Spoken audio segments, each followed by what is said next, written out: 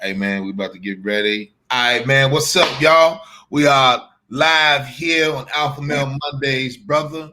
Got my compadres here, my team, the crew, the big bros. I'm the baby of the tour, but I'm the one that keep them together because when they jump out, young nigga got to be like, hey man, come on over here, put that down. You're gonna fuck around and catch arthritis. Put that down. You're gonna catch the gout. Put that down. You know what I'm saying? So, man, don't do shit. What's up, fellas? I'm like, okay, Greg. Right? That's what I think it was. I was on the road, and since y'all didn't say nothing, I was like, oh, I could just keep going and shit. Y'all ain't. That's what happened. That's what happened when you let a young nigga just keep going. He runs into shit. What's up, son? Daddy miss you, boy. Daddy love you. Sean Coffee, what's up with it? Freddie Chico, we about to have this. Tony Snow, Tasha, Larry, Shaquana, Ballhead, we all in this joint, man. Y'all already see the family up there. Man, we in here, man. We blessed, we living. Yeah. It's a lot going on, man. A lot going on. It's a lot going on. It's kind of a I don't say it's sad, it's just a surreal moment. Dion lost his mama and the funeral. Yeah. And then today we lose AJ Johnson. You know what I'm saying? Ezel. One thing I'll say, I seen him, and I think a lot of people. Vernon, what's up with it, brother?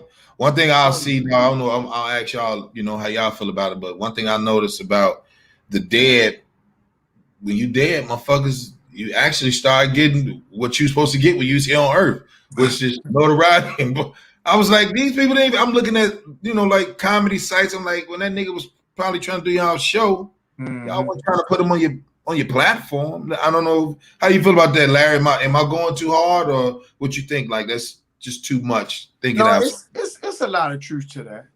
Even with my man, the actor that just passed, Michael K. Williams. Michael K. Williams. Yeah. Great actor, great body of work. Even though he was still young in his career, now everybody wants to. But I mean, I don't fault people for it, because it's better that you do it when people are alive. But we know that's just not human nature. Kerry, what you think, Ballhead? Man, shit, man. They don't notice. They don't notice you enough until you gone. Right. That's why I left. I'm making so many videos to be released after I pass. I won't. Let me tell you something. At my funeral, I'm gonna have a speaker on the back of my and anybody that come up to my casket. My cousin gonna he know how to imitate me. Ring about, get your bitch ass away from me. I ain't fucking. And I'm gonna have security there to put my baby mamas out. You bitches will never look over me. Fucking bitches. Hey man, you know what though? Yeah, man, sad. It's just crazy, man. I think I just think even looking at what's going on, right? Just us getting older, been telling jokes for 20 years. Sidekick, hey. What up, sidekick? What up, hey, what's up, family? What's up, Ballhead? What up, man? So sidekick, since you've seen it plenty of times, I just asked the fellas about, we had a very surreal weekend. It was surreal to me, the passing of the funeral or the homegoing of Deon Cole's mom. And then today, AJ Johnson. And then this is what I said to the fellas. I said, it just seemed like you're more popular when you dead. It's like the people that was now they talking about AJ Johnson, they showing pictures of him at their shows and shit. And I just feel like it's tacky. How do you feel about that? Am I going too far? You think I'm wrong for having that? Or you just, how do you feel about that? It's true because it's and Biggie told you. You're nobody to you somebody till you die to a point. It's almost no. He said you're nobody till somebody kills you. Yeah. There you go. Sorry, excuse me. Yeah, he said. So, I mean, I saw him like 2 months ago. Okay. And at a Big Boy show. Yeah. And he was there, and for him to be to a point a legend. You gotta give him that because he's been in comedy for a long time, and he did the steps, he did the stage, he got the movies and everything. It was like the most total disrespect there, but some of these people are on there right now, really, like, oh my God. And what way, Sidekick, would you say? Like, it was kind of like, oh yeah, you know what I mean? Just like, all right, like, but where Too Short was there, and they about the same amount of time, but Too Short walk up, and it's like, you want drinks, you want this, you need that, you want, because he's still relevant. But Ed was kind of like, oh, okay, you move to the side, relevant. It was like a kind of. That's why a lot of people try to stay relevant, man, because they know it's like when they figure some shit die down, Christy, they don't have it no more. Like right. The most disrespectful thing that I think in Hollywood now is putting a nigga on Dancing with the Stars. But the fact that the nigga got to do that because he still got some bills. Right. I remember that nigga Dave Chappelle said, he said, motherfucker, Dance with the Stars called him. He's like, nah, I ain't that fucked up yet. Or even like those some of those reality shows. Yeah, definitely.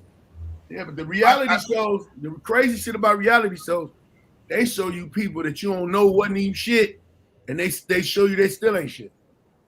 But I got a quick story to tell about AJ. It was funny than a motherfucker. Okay. In Chicago, Mark Wembley had a show, big ass show. He there, AJ the headliner. So it was my job, me hosting. Anybody run ever my job, it was this like you see the host, I would take the host around and show him around. Right. Make sure a nigga straight, because most niggas when they come, they want to go to the hood because a lot of them hood niggas, or they just fascinated with the hood, and who better to do it but me? So I got a motherfucker going to the wood, and we all this, that, and we went and got some old trees and shit. He's smoking his life away. The nigga tell me, drop me off at the casino. No, he said he wanted to go to the casino. I was like, nigga, I don't be gambling, nigga. I'm gonna go in there and eat in the buffet and be so much sleep. I ain't finna. He was like, well, man, just take me up there. So I took him up there, and however it was, he was like, I'm gonna get a cab, and I'm gonna get my flight from the air from there. I'm like, nigga, that shit gonna be $1 million. And you going to we gonna O'Hare. He was like, man, don't trip. Now mind you, I don't know where the fuck AJ came from first, but when he got to Chicago, his ass had on a black Raider starter jacket with the hoodie, the old joint. I'm like, what are you doing with this? Where did you find this at? It looked brand new. Nigga, I dropped that nigga off at the casino in Indiana. I get back home, I'm sleep, knocked the fuck out. Motherfucker Mark called me one. He said, man, where you at, man? Where the fuck y'all at? I was like, what the fuck you mean, where y'all at? I said, I'm at the crib. Man, what dude? I said, man, I dropped him off at the casino. He said, man, motherfucker, go get him. There's people in there calling me. Now, what happened, it wasn't no, people weren't doing that shit with their cell phone like they do now.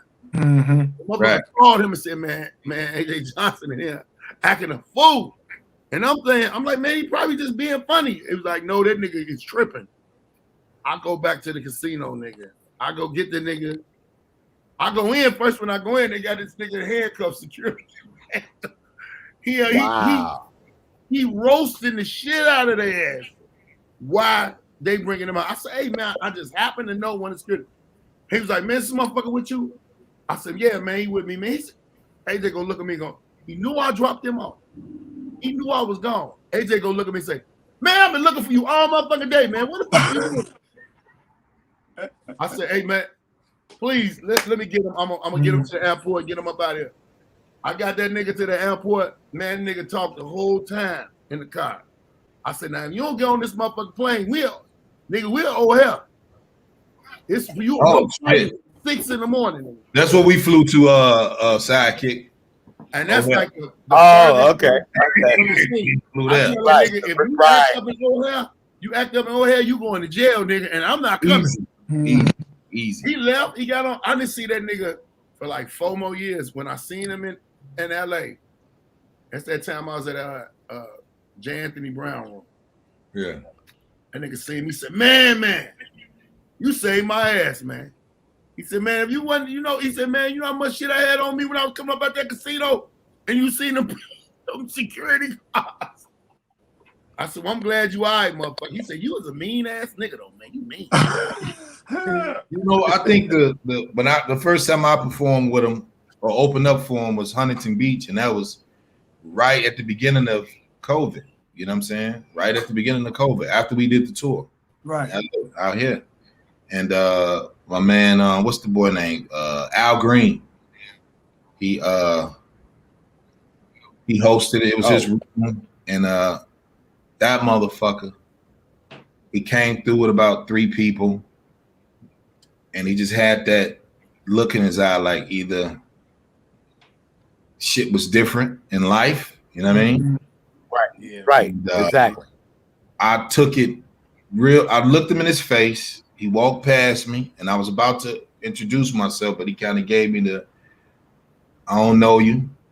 And that was the first time I didn't destroy a headliner. That was the first time. I just kind of, I'm going to go on and scare the crowd real quick and get up out of it. So I just did like a quick 10-minute. Al Green said, go ahead and do what you want to do. That motherfucker, he came over. He's like, yo, man, I heard about you. Kyle and them talk about, they told me about you and all that. And I just kind of stayed away from it. I didn't be like, oh, yeah, what's up, OG? I just kind of like, yeah, all right, OG, nice to meet you.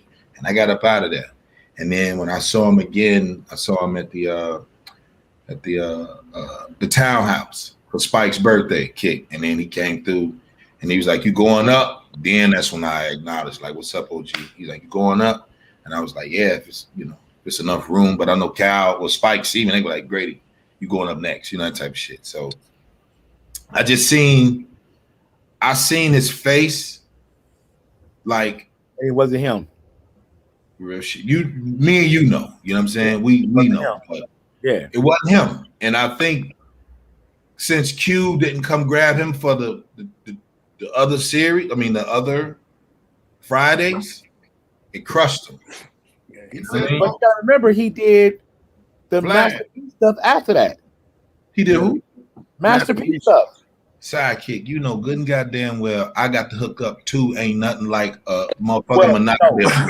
Wait. 1 or 2. No. 1 or 2. Not like. Wait, they're not like Ice Cube. I get that. Mm-hmm. But there was some hood shit that he could have. Okay, let's put on the line. I mean, he kept working, and he did. He could have been what Cat Williams is right now. Chrissy, you was there. That was Cat runs on the hood, the streets. Like that's his base, and he know it, and he owns it, and he holds it down. AJ could have been there. That could have been AJ before Cat did it. But AJ didn't have the opportunities that Cat got at the time. I'm gonna tell you why. The internet with Cat, right? You know what I'm saying? Right. AJ just had, hey man, go look at this movie. And he had the boot. Now the bootleg kicked shit up too for people. Because a lot of niggas didn't see it and it was Cameo Home. But I'm wondering what the fuck made, what do you think? And I ain't trying to take over the question. I'll tell you. What do you think made AJ as not outside of those other things? I'll tell you. I know. So the other one, you talking about the other one? We know about the other one. Yeah. But him being very vocal about not helping the other niggas. God don't like ugly, right? God don't like ugly. So he wasn't helping the comic. So you know how if I was to say Sidekick, let me open up for you on a DJ, and then Sidekick is the man, and then my homies, Tommy Chun, all OG niggas that bona fide comics, but he like you ain't finna get next to Sidekick. So that word starts spreading. That word starts spreading in the business. Remember, I just do the homework on everybody. Larry, Ballheads. I do the homework on everybody, right? Because I got to know how you are. So when you're around me, I know how to fix it. I know how to fix it and be like, okay, he's this way. Let me change my energy and go this way. So when you see a dude like that, and he was so open about, like, nigga, I'm getting it before you. When I moved here, it was one nigga that did me like that. Rodney Perry. We joke about it now, and we just doing the show at the motherfucking what was the joint? Oh, and shit. The union, common union. Common union. So Alex Thomas said, yo, man, put Grady on, man. He just moved here, and he remembered me from Who's Got Jokes, the first episode, you know what I mean, the first season. And he was just like, nigga, I'm just gonna tell you, nigga, you ain't gonna get it before I get it. And I'm like, oh, you sure you can hang with me, OG? He was like, I'm doing it. I said, okay, Rodney Perry was a monster. I said, but you got to do more than that when I get on this motherfucker. Because my aura, right? And then we just built a bond, but saying them old niggas right there. And I said, this is why they skip over a Larry, a Grady, a Ballhead and go to the young niggas. That's why the young niggas don't know how to pay homage to a Larry, a Ballhead, a Grady, because OGs never fed Ballhead, Larry Lancaster, Grady. So then when we get what we doing, then Larry, I seen Larry trying to help Cleon and the other little boy, the other dude, Freddie, or I think that's his name. Him, I seen you helping Seaton. I seen you do that shit. Man, your ass is crazy. No, I'm serious. It's different. I know exactly what you're saying. You said, but when the way you say, boy. I'm just saying. Yeah, you're so disrespectful. But you know what it is, boy. But it's paying homage. You know what I'm saying? Yeah, you see, I understand. I ran into a situation when it comes to comedy. Our class is like we just in a box. Mm-hmm. We in a motherfucking box. The new niggas, they like that. Ooh, they this, that. Hey, nigga, do you realize some of them same niggas that y'all got and y'all blowing up ain't gonna stand in our light? So the pecking order and the motherfucking respect and the loyalty is just kind of gone. Yeah, yes, sir. Gone. That's why a nigga like me, I come in and I'll be like, oh, you bitches gonna act like y'all ain't know what I was. That's why I put a post up one day because I started seeing all these little shows and shit and this, that, and all of them. I remember when they came to Chicago. Yeah. Like, first motherfucker who did it that was out of it. He was cool. Was Cleon. Cleon came to Chicago one day. He was like, hey man, what you want, man? Tonight, man, what you gonna do my show? And I didn't even realize the impact of Cleon because I knew him from Larry, and then me and him had got our own report. So when I started looking at Cleon shit, I said, look at this ugly ass nigga become a sex symbol. And then when I did his show, it was so many bitches. I was laughing. I was like, this nigga done got this wine and is talking to these hoes. He done put that Baltimore on him. He done put that thing on him. They didn't know. But listen, that's Larry. He's cool. All them other motherfuckers coming through and making them shows. Man, I put a post up. Y'all motherfuckers gonna keep on having these shows. When y'all done came to Chicago, I'm gonna rob y'all motherfucking ass. That's what I'm gonna do. I think that if you put it, even just having fun out of it, right? I wasn't having fun. I was for real. No, but it's okay. And I think even when me and Cleon, when I did, it's funny you bringing up Cleon, but what I say 3 weeks ago, I was on this live. He let me join, and he basically let me know how he felt. Like, man, I was mad at you, big bro, and I'm like, you was mad at me, and I ain't talked to the little boy and shit. 20, 20, it was a while right before he started really doing his own shit. So when he moved to LA, he came out here, he came to the Improv with like 2 book bags full of money. And I said, okay. And he had a Sprinter. And I said, okay, you pull this shit up at the Improv. Okay. This ain't that. This is not an award ceremony. You don't pull this shit up. You know what I'm saying? But I get it. But because I wasn't kissing his ass, then he took offense to it. And then, and I said, remember, the information I was giving you, was it helpful? He said, yeah. I said, okay then. So I didn't do you wrong. I just was letting you know it's a way to carry the shit. You got a big ass show, and Larry ain't on the motherfucker at the Hippodrome or the other big joint. Larry ain't on it. That's an insult to me because I met you through that nigga. And I see all you niggas emulate that nigga. So when nigga come on the tour and they like, damn, great, you got Larry. Yep, you damn right. I just asked him, and then it's really just fun. It's like, come on, nigga. Come on. Say the same thing. You can say the same thing about Tony Wood. Tony Wood. I mean, I got a lot of niggas to see. One thing about me, man, I already had this in my mind. Me and my mama had a discussion. I already have it in my mind. I'm not gonna get famous. To the level of what I want because of the bitchness and the wholeness of the industry. Yeah. And my temperament, I will be in a lot of trouble. I remember I had 2 conversations with 2 niggas separately a long time ago that told me, don't move to Hollywood.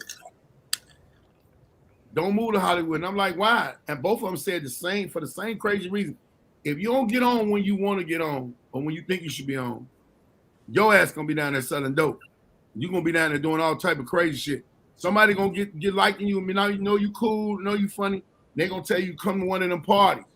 You gonna go to the party, and it's gonna be some shit in the party going on that you ain't gonna be dipped. And no, Dion, I'm gonna tell you, Dion was one of them. He said all of them corny. He said, brother, I know you. You're gonna go back to the person that told you to come to the party and fuck him up. Like the fuck you got me come to this dick out party for? For the be playing with you. And I dick out party, nigga. The dig out party. You walk in the wrong room, it's another nigga in there with another nigga with his dick out. Hey, what the fuck y'all done brought me to? Hey. Because I figured, Grady, if you sidekick of Larry take me any motherfucking way, y'all know where the fuck we at. Y'all done been in this motherfucker before. That's if I walk in this motherfucker and they speaking to you by your name, nigga, these your people. Yeah. Hey, both of y'all can say, when I took y'all to the White Palace, didn't they know me? Yes, sir. So if I go some motherfucker with y'all, and what kind of party is it? What kind of party is it? Dick out party. Niggas in there talking to other niggas with their dicks out. Grady, you heard what the fuck he said. You just wanted him to say that. No, the motherfucking chat room said, what kind of party? Big bro, I didn't want to go. I was He said, hell no. Freddie Kiko right there. He said, what kind of party? Man, anybody that really know, they know I will freak out. I'm gonna go the fuck crazy. So let me say this. Let me say this, fellas. Go ahead. I have saw a lot of shit that, like you said, that you have to ignore and keep moving and keep doing you and not care. But yo, you're not lying. Like, nigga, I'm at a party DJing and the party is one way. You know what I mean? Mm-hmm. No, we don't know what you mean. What that mean? Party's one way. Females, males dancing. It's a party.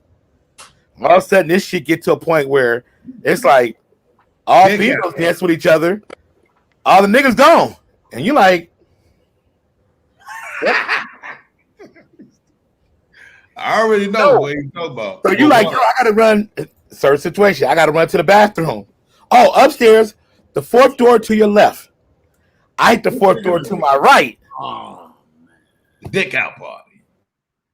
Hey man, that person that told me about that bathroom with 2 major with 2 major motherfuckers.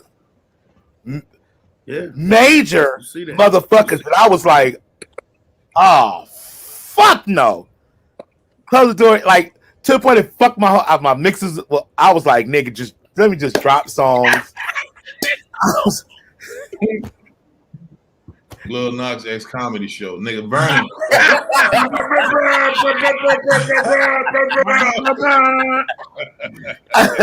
Yo, you have to just be like, nigga, I'm here to do a job.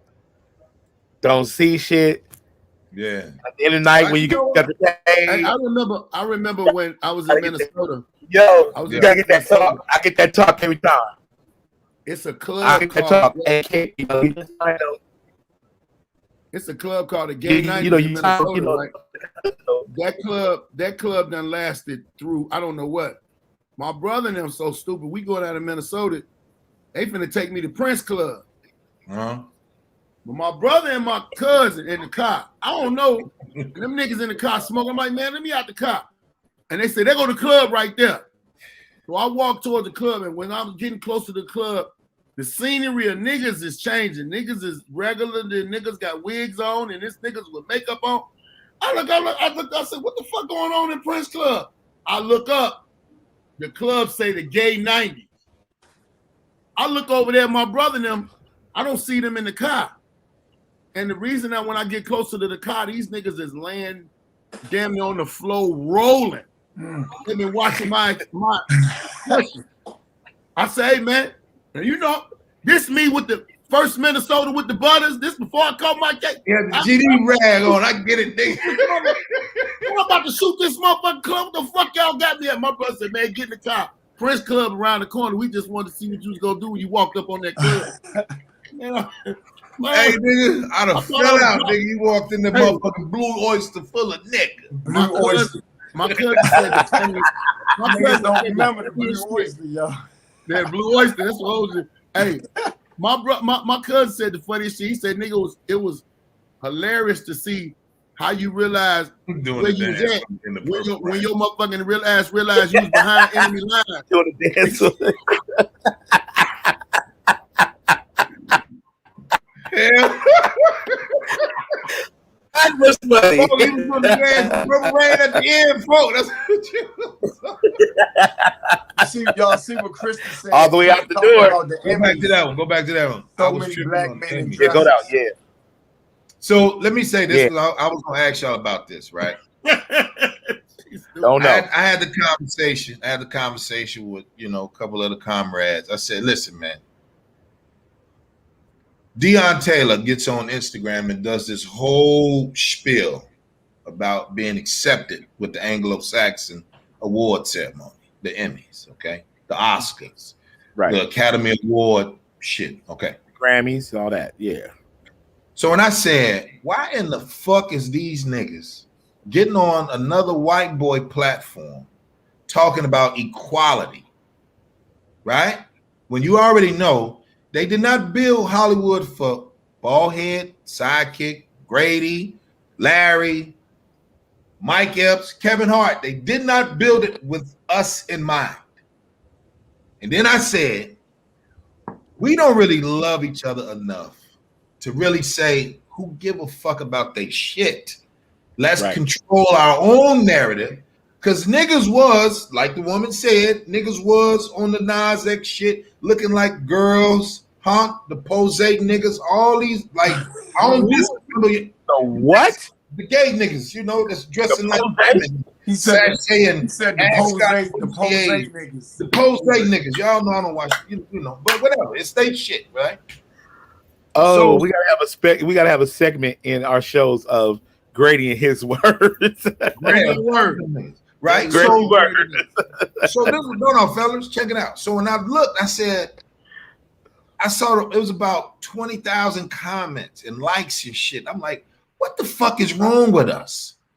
What is the matter? What is it that you really want? Do you really want to say, even though America is built off of treachery and thievery, then you want to bring your ass over here to Sodom and Gomorrah, where we all, us four, work in, Sodom and Gomorrah. Now, me and Sidekick, we live in Sodom and Gomorrah over here, huh? So now, these niggas want to get on the motherfucking platform and say, what about us? Why we can't, huh? Why they won't accept us black writers, as black show writers, as black directors? We can do it all. Why they don't like us? Then you get the niggas like, man, you got to pay us what we need. We got to do this and this. And I'm just saying, hold up. You do know these niggas, it's they shit. It's their shit. They can decide who they pick and choose for. Now, they had the nigga a year ago. They let two niggas win the Emmys and then whatever. Mm-hmm. Now this year, we ain't even mentioning you niggas. But they want to say we're about equality. So, Larry, because you're a level-headed brother, Then I'm gonna go to the next level-headed brother, and then I'm gonna go to the next level-headed brother. Larry, am I wrong thinking? Am I wrong for that thinking, G? I was about to say, when you gonna get the ball head? When we go to ball head? When we go to ball head? No. They're level-headed. You said level-headed. You know, ball head going to add the shit out. So you just. All right. That's why Ballhead started laughing even before Larry said it. That's why I started laughing. Yeah, That's a fair assessment. So listen. You basically already covered it. We always want to be validated by them peoples, right? True. We always looking for fucking validation from them. We can have our own award shit. We could do our own thing, but that's never enough. If you're not getting an Emmy, an Oscar, or a Grammy, motherfuckers act like it's a consolation prize. We go to these award shows every year and we beg for acceptance. We beg for recognition. We beg for acknowledgement. Why? And the other thing is, of course, it's the effeminization of the black man. And so if you say anything against it, they try to label you homophobic. They try to say, you know, it's toxic masculinity, but that's not really what the fuck you should be doing. You should not be walking around with dresses and skirts and shit on and then be afraid to even speak out against it for fear of retribution, because the industry has been infiltrated. And so they've done a great job of infiltrating each major mainstream platform from the inside out. And then when they were able to make changes from the inside out and push their agenda, right? So they don't want acceptance, they don't want equality, they want to take shit over. They're not gonna be satisfied till all of us are doing some homosexual shit.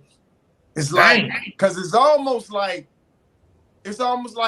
you the fucking wrong for being a heterosexual.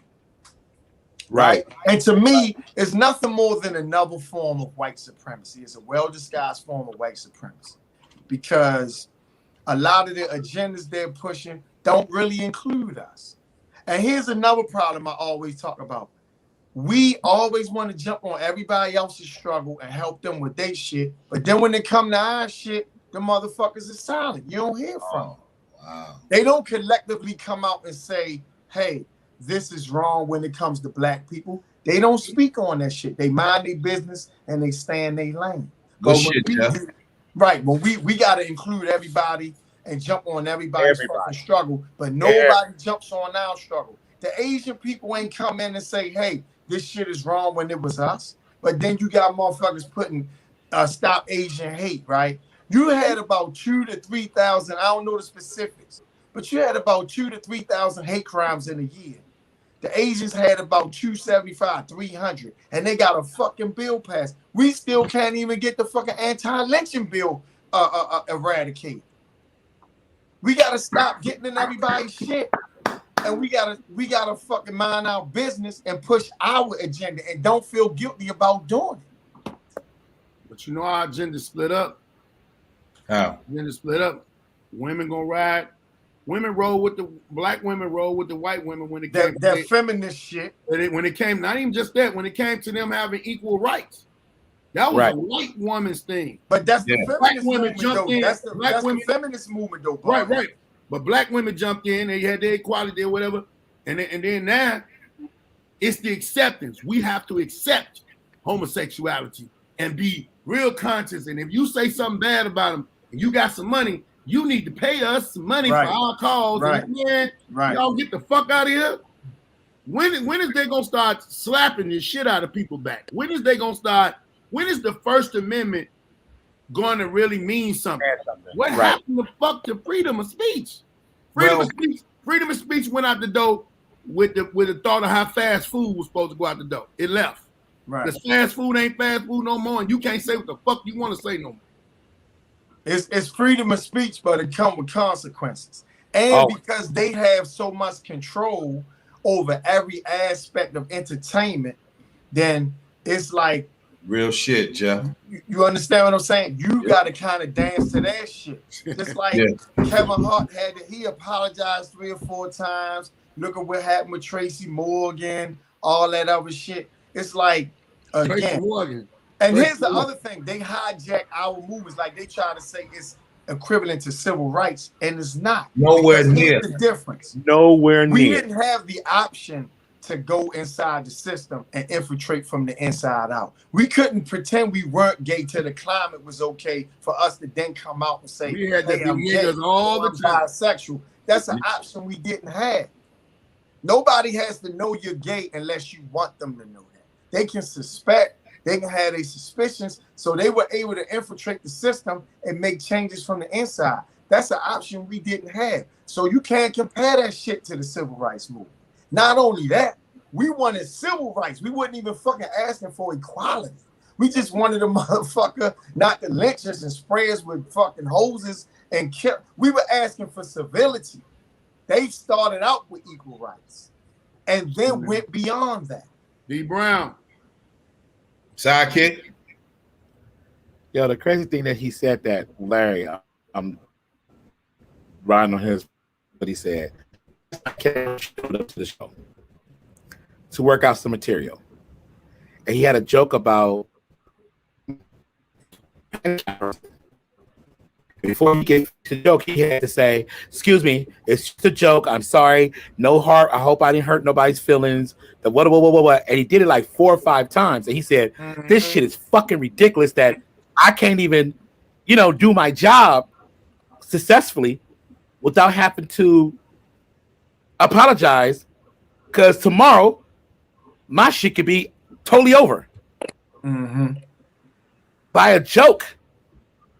But here's what I will say. I think if you're skilled enough, you can do the joke. Like Dave Chappelle does a lot of stuff like that because he's skilled. He has a command of the English language. I think the problem a lot of comics get into is not necessarily telling jokes about gay people. It's when the shit comes off as mean spirit. Like, you can't say some shit about doing bodily harm to somebody because they're gay, because that is wrong. And I'll admit to that. But you can talk about domestic violence more than you can talk about doing some bodily harm. Right. Even with the music, like, look how they came at Lil Baby, right? When these guys say all kind of shit about killing each other, about selling death and destruction to our people, about disrespecting black women and misogynistic lyrics and all that shit. But you say one thing about gay people, and then it was like he came under fire. And I think that's something that we're responsible for because we don't hold each other to a certain standard. Hey, Larry, I heard everything you said and I respect it. What do you mean by they selling death and destruction? What death and destruction did they sell?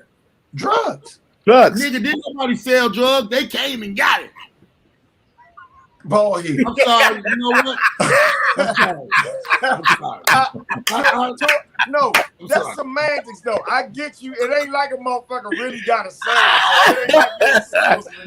That fool said they came and got it. But I think they knocked on my door. You know what I'm talking about. I know what you're talking about. That are detrimental to each other, then they'll allow you to say, yeah, I kill another nigga that look like me, or I disrespect black women, or I do this and do that. But the minute you say something towards any other race of people, then they come down on you. Then it's a problem. Anytime you say something about, the LGBTQ community, then they come down on you because they don't mind us being counterproductive and self-destructive to us.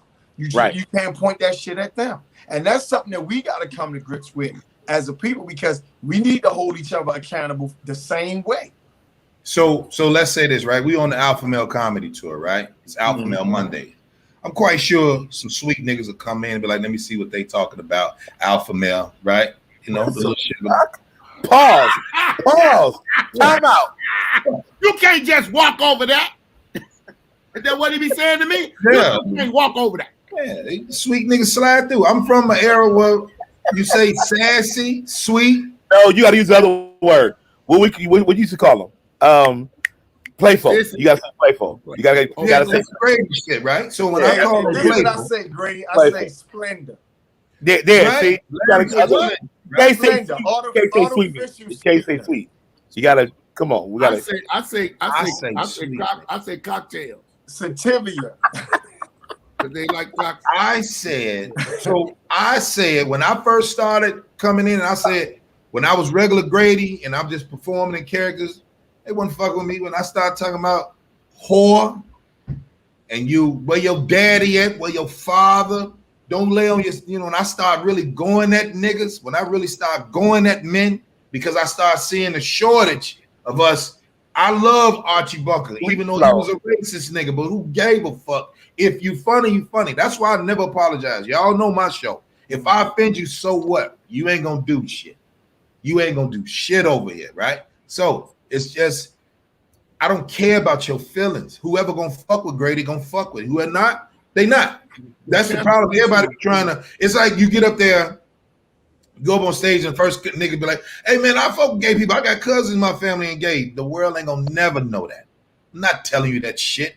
That ain't what we here for. We ain't here to say, well, hell, we need to be. Let's be their friend. Yeah, Ronnie. Yeah, brother.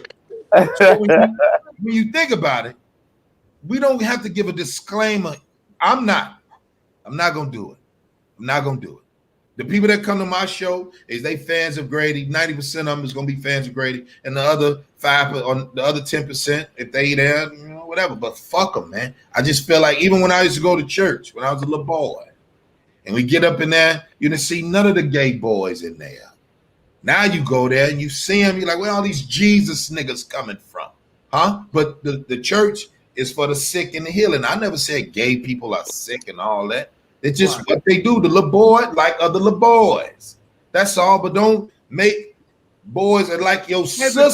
The truth is crazy. Yeah, I want you to be like, listen, I don't want Dexter. What Tanya at? Tanya, your sister with them big ass titties? I want Tanya. I'm gonna go to your sister. Where your cousin? I'm gonna get her. I don't want them. You can have Craig and Dexter and Willie now. I ain't never heard a gay nigga named Willie. You know what I'm saying? But Dexter, you might be like, you heard him? Okay, cool. Little Willie. Little Willie, right? Little Willie. They don't say little, they say little. Little. And right? there was a designer named William. His name was Will Smith, and he had a clothing line called Willie Wear. It got kind of popular, but Willie Wear. Yeah, I remember that.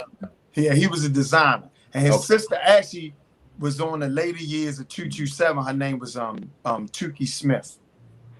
Oh yeah. Okay, and you my ass. That's why I love you, nigga. You be coming out there with some encyclopedias.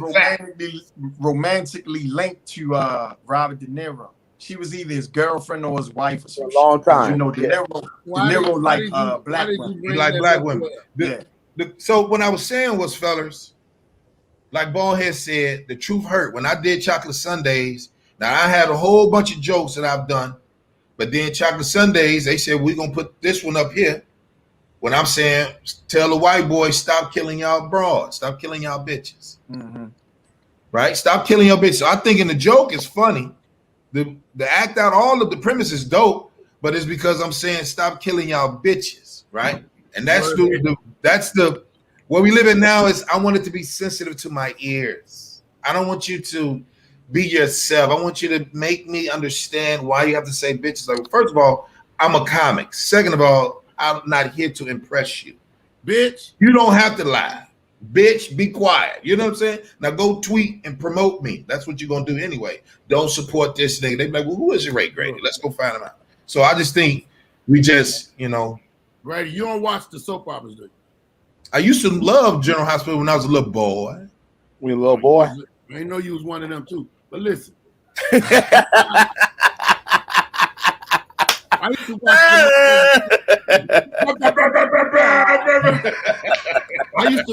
used to watch him with my great grandmother, right? I ain't even gonna lie. I was about to say, anybody raised by their grandma. Exactly. This is crazy shit. That's soap operas, Ballhead. They call stories. I was watching, stories. I was watching, and niggas in the penitentiary watch them because they're stories. Right. So I was watching this shit probably about 4-5 months ago. I just had to cut it on. I was like, damn, he's still alive. He's still alive. I'm seeing these motherfuckers like, I remember them, right? Right. All of a sudden, one was like, you fucking bitch. I say they calling bitches on the story now, but they trip about us saying it. Fuck out of here. No, I think well, sidekick. So you've seen a bunch of comics come to Chocolate Sundays.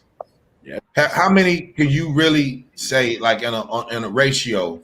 How many comics really give the disclaimer about some gay shit or some, they call it woman bashing shit, material? How many comics really up there and actually ask for forgiveness before they do the bit?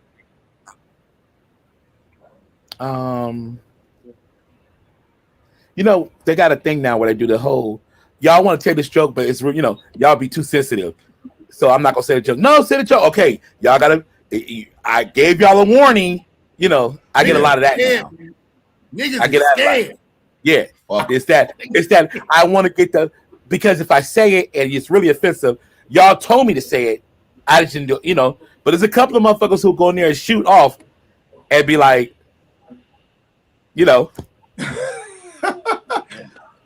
that's it. I'm gonna take the heat up that shit. But very few that will come in there and do a gay joke like directly in their set and don't stop the set to give a warning. Just it's coming. Very. That's why I love when I first started calling them playful, sweet ass niggas. Certain spots that I'll be in, I really go all the way in. Motherfucker be like, yo, man, that nigga a faggot. Like, people don't know, faggot, that's a bushel of sticks for fire to start a fire. Make people dumb. People don't read. No, fag. You know what fag means? It's a cigarette. It's a cigarette over in the UK. Remember, and I said, these words are their words. So then we get penalized for using their words. You know what I'm saying? Like, we didn't make up BITCH. Right. It's your shit.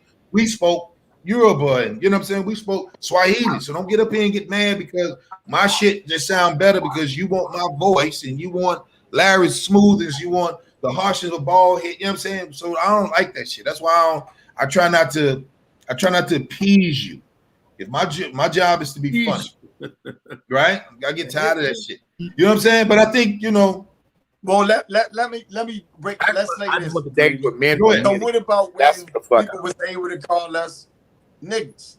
Why? I ain't never heard a white comic said never. No, I'm not talking about a white comic. I'm just saying when people see, the thing is, the narrative had to change, and so it was a couple of things that how the agenda got pushed. First, the wording and the way we referred to people had to change. Gay people in particular. So certain words were you couldn't say faggot. Couldn't say certain words. You can barely even say homosexual now, right? I see. But then what gay looked like had to change. That's why it was so important that remember the gay football player. Yeah. Right. Because what's more masculine than a black male athlete?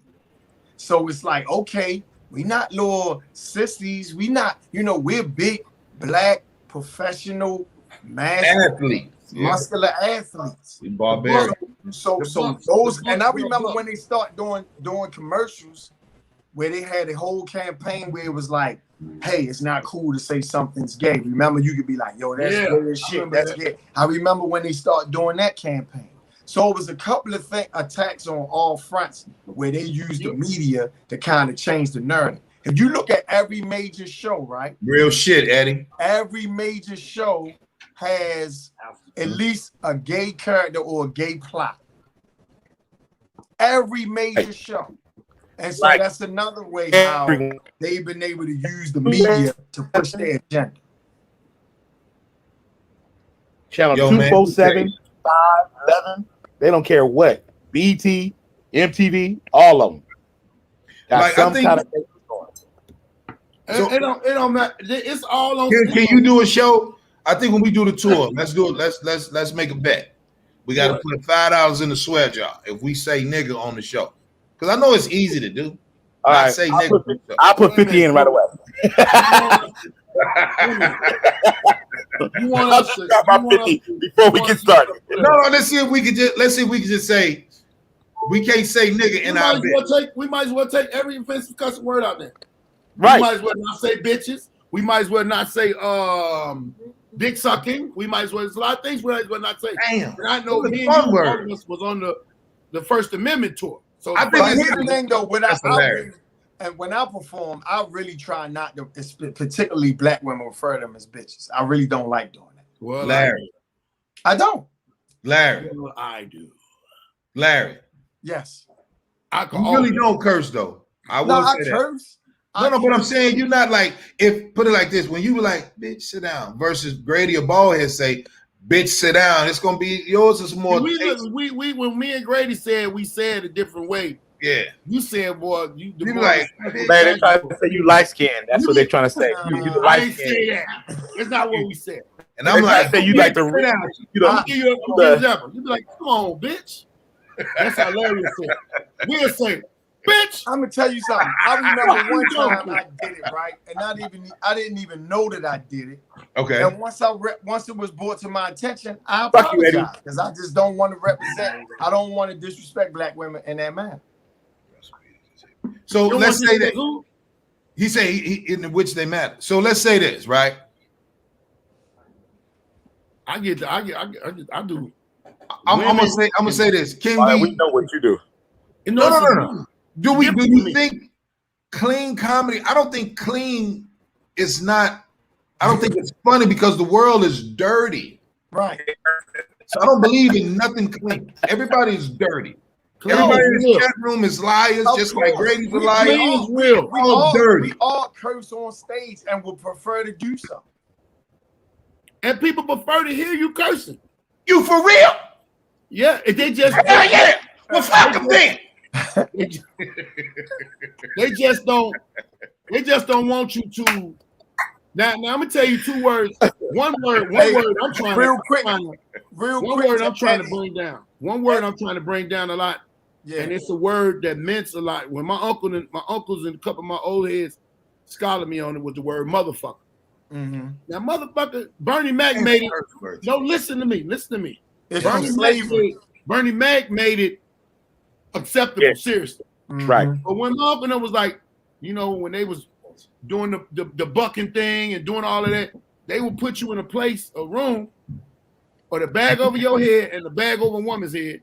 Yes. And you don't know who you screwing your sister, you screwing your daughter, your aunt, your mother. And that's Right. what motherfucker came. Now, my brother that just did like 15 of them, he really broke it down to me. My cousin Tony was telling me before, but I'm gonna tell you some funny shit. I looked at Tony like, man, your yellow ass don't know what the fuck you talking about. Cause and I had to realize later on that was a fucked up stigma for me to think.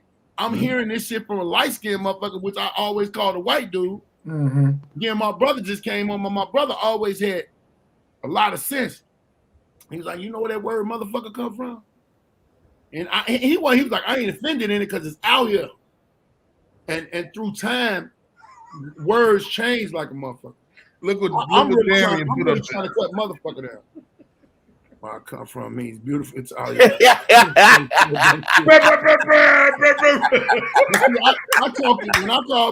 When I'm talking about a bitch in a story, I'm talking about a bitch in a story. I ain't talking about a woman. I figure it's a difference, and a lot of women say it's a difference between Larry a bitch and a woman. cursing equals Terrence Howard cursing. Nigga, that's hilarious. Come on, man. What you gonna do that, man? Come on, man. man. Man. But you know what? Let's say Let me this. say this. Go Even the light skin shit that we do, Right? that stems from slavery too. I'm sick of that shit. The nigga. Because separation it's of really the just separate. it's another form of colorism. Right. Because you And so light-skinned, Grady. it's another way that we use to separate ourselves. Like if you dark skin, you harder, or you more masculine. If you light skin, and so but it works both ways. Yeah, nigga, it is a V-neck. Go ahead, Larry. That nigga actually Vernon trying to talk about my V-neck, nigga. Yeah. Red motherfucker. Light- Forget you, Vernon. That's a light skin t-shirt.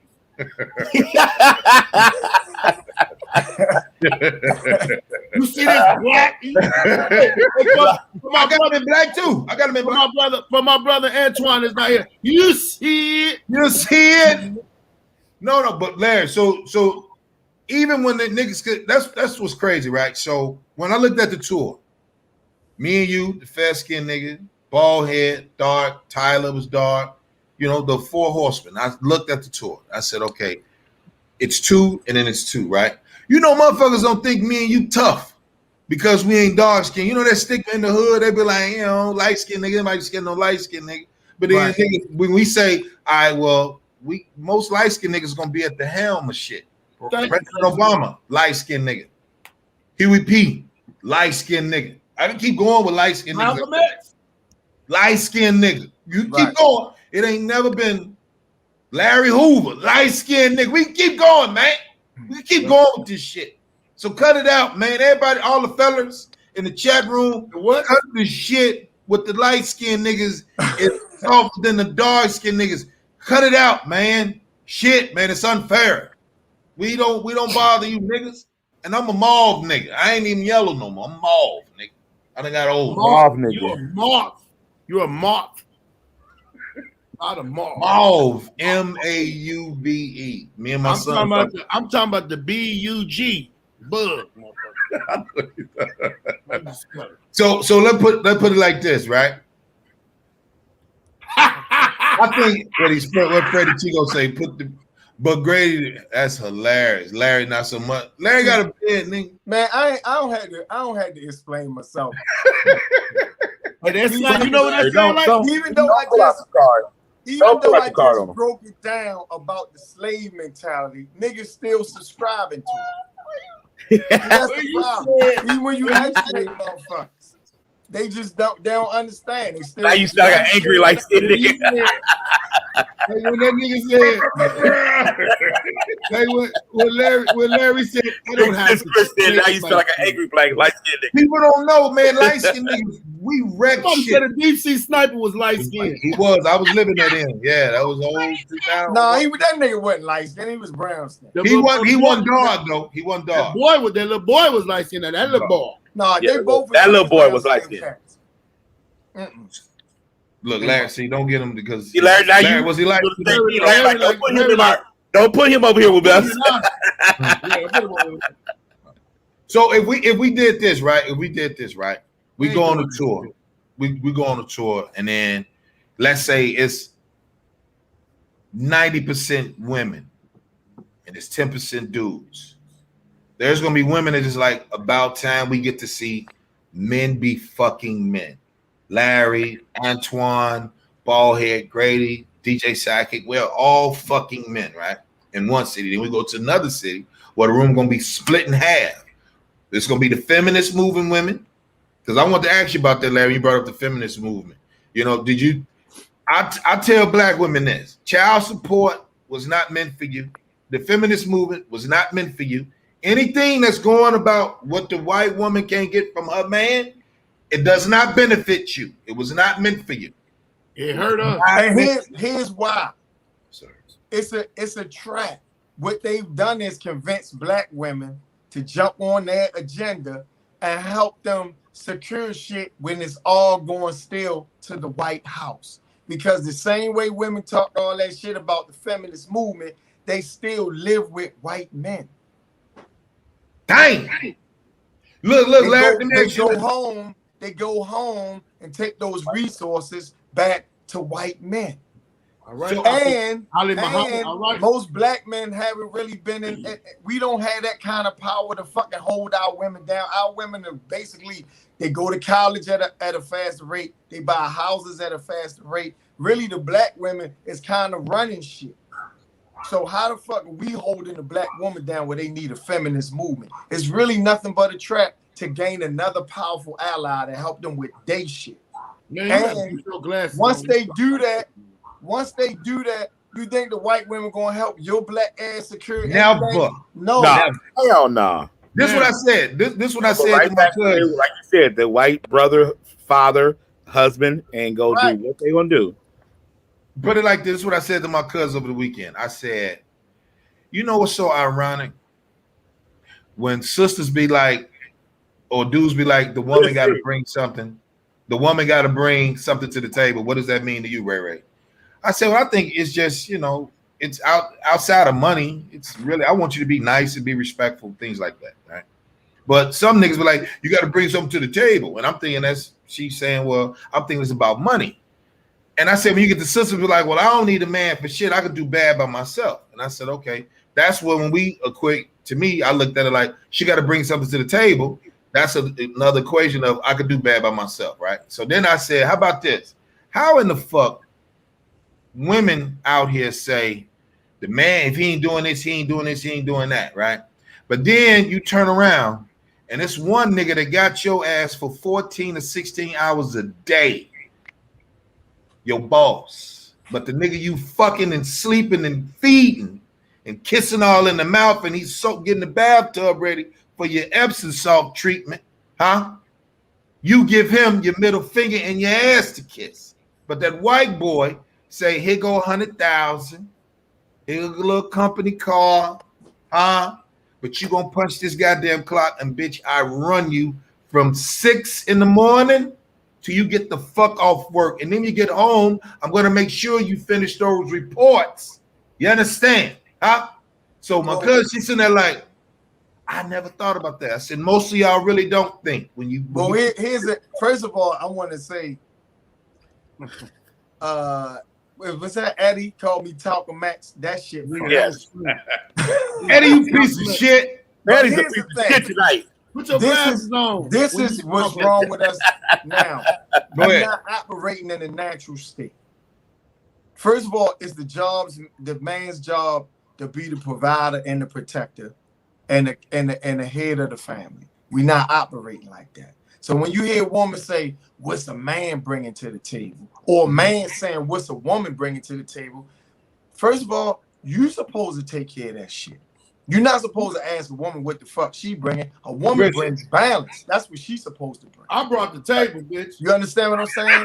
The other thing is, one in the kitchen, one in the other thing is with the workplace, right? Right. They understand this is another thing that happened since slavery. If you attack the man, the family unit will go. So if you undereducate him, fucking incarcerate him, underemploy him to the point where he has to basically do something illegal to make ends meet, then you leave the women to fend for themselves. And then that makes women say, well, if a motherfucker ain't providing this and providing that, I can do bad by myself. And what a lot of women do is they equate a man's manhood with his finances, not understanding that you're so much more than that. Now, we got a lot to do with that too, because, you know, based on these circumstances, we done kind of left our women hanging, right? No, we didn't. We just don't kiss the ass instead of kiss Bob. I get you though. No, it's a lot. I get what you're saying though. It's a lot of motherfuckers not doing what they supposed to do, Grady. You know. I mean, of course. This is what I always say. This is what I always say. It's reasons for it. It's historical reason for it. But we got to stop falling into the trap. We got to understand what's happening and what's being done, and we got to counteract that shit. Put it like this: I don't want to deal with no woman that got daddy issues. But we all got issues. I don't want you around me and you got daddy issues, bitch. Grady, I don't want you around me. Grady, that makes no sense because we all got issues of some kind. Larry, let me retort. What he said is he don't want the daddy's issues. He can that's our job to be able to override that. Larry, no. I'm just go ahead, boy. I'll wait because I'm gonna get back to that, Larry. Larry, can I interject? And I feel proud of myself because I've never used that word. Wait, Brian, wait. You gotta let that ride for a second. You gotta let that. Say it again, Brian. I've never used the word interject before. This is my day. I've been waiting. Okay, go ahead. So there we go. You say that a lot of men have left the women by the wayside. They failed at their job. There were so many things put up for us to fail. But that I said no. However, and there was no woman strong enough. Well, I ain't gonna say all of them. I can't say all of them. Yeah, son. To put her hand over that wall and say, "Come on, I'm pulling. I'm finna pull you over this motherfucker. We're gonna do this together." A lot of women jumped on that other side of that wall and walked the fuck off. They accepted that motherfucking child support is money. They accepted that that's true. Welfare shit is whatever. And the lacking of us. And if you really look down at the years, you can't pay for it. You can't get no house with it. Oh, but you can't get Section 8.